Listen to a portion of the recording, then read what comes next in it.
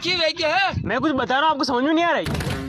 की बात वेगी? अरे भाई, मशीन को दबाने का मतलब इतना अंदर दबा इसे। अतरी उंडी? अरे हाँ ड्राइवर साहब, इतना अंदर डालना है। अरे अरे हमारा बाप चित्तर यार सचिव साहब की क्या यार? अतरी उंडी मक्की ना उड़नी, मक्की उड़ बाया मजाक कर बाया। अतरी उंडी मक्की उड़ा तो मक्की कदी उड़गी सचिव साहब? देख मोहन, सचिव साहब कह रहे जो कर। अरे सचिव साहब की रोंगचा कह रिया। 15 साल है जा मैंने या उरे को काम करता ना।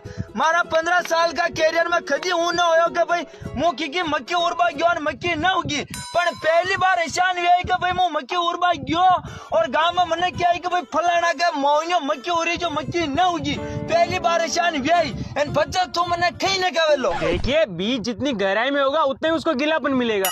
अरे गीलापन मल मुलान बीज लांडी को बाहर जाना बच्चा ले जाए तो गद्दा को ओके कनेडा को ले जाए तो की